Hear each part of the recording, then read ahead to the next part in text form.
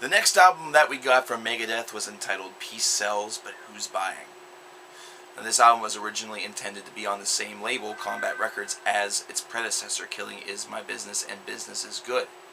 However, ongoing frustrations about the low budget that Combat was able to offer Megadeth frustrated the band. So they actually made the leap to Capitol Records, thus making this a major label debut for the band. Funnily enough, this album also is considered by many fans to be the definitive 1980s thrash metal album. One that really broke a lot of ground. One that definitely exhibited both a very technical side, a very masterful side, but also a very dark side. A lot of sinister elements do exist on this particular record. Consider the song The Conjuring alone. Good Morning, Black Friday, Devil's Island, Bad Omen. There's a lot of things in there that are taboo topics, especially whenever you consider the 1980s.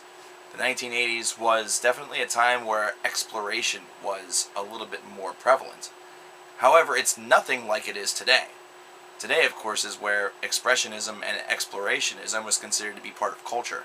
However, if you can imagine this, especially to my younger subscribers, there was a space and time where exploring and dabbling in things that just weren't the norm or the normal part of society, well, it made you a freak even in your own household.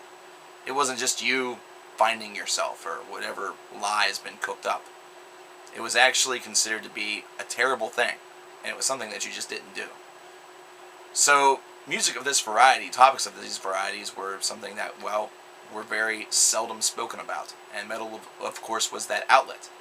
Now, in thrash metal, you saw some elements in some records, but they were mainly European. If you consider some of the other bands that were out, such as Anthrax or Metallica, you're not going to see nearly as much as you did on Peace Sells, But Who's Buying? This album also reveled in its political commentary with the title track, Peace Sells, But Who's Buying?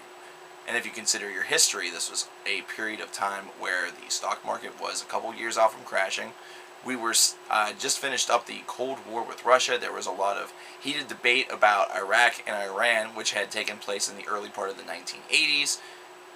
And we were in full force of Reaganomics. Yeah, real, bonza part of this company's history, I know.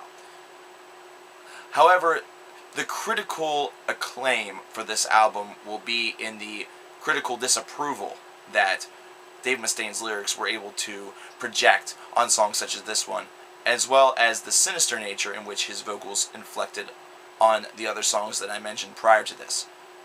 And whenever you combine that with the exquisite riffs that this was able to offer and a further expansion of Megadeth's sound, especially with the aid of a larger budget, one can easily see why Peace Sells is such an important monument of thrash metal history. This is actually an album that a lot of people will say is their favorite album of the 1980s. It's one that, if you get into the heated Megadeth versus Metallica debate, many staunch Megadeth fans will point to this album as superior to some of Metallica's great landmarks.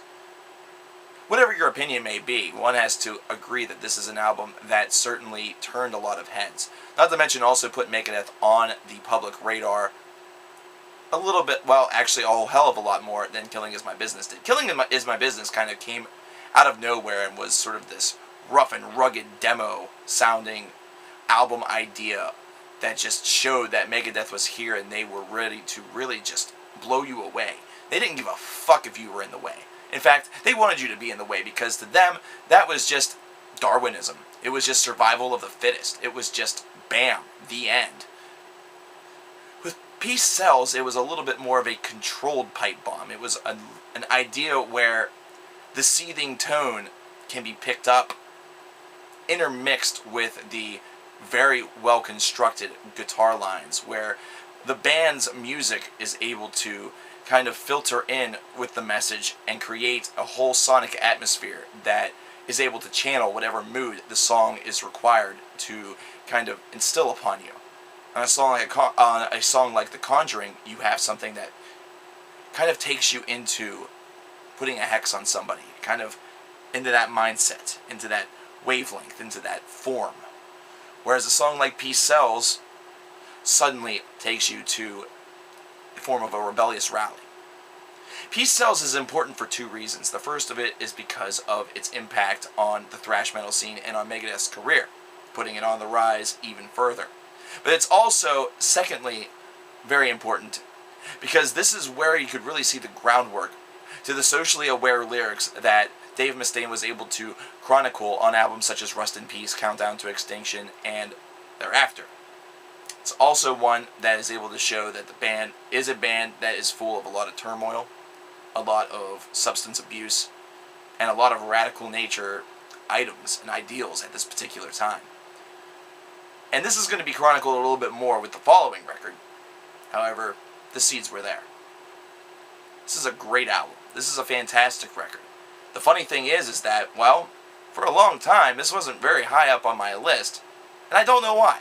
I think it was just one of those things where it had to hit me at the right time, and whenever I was initially getting into Megadeth, my idea of the perfect Megadeth album was a little bit different. But as history would go to show, history also has a way of antiquating little gems such as this one. And that's all I can say.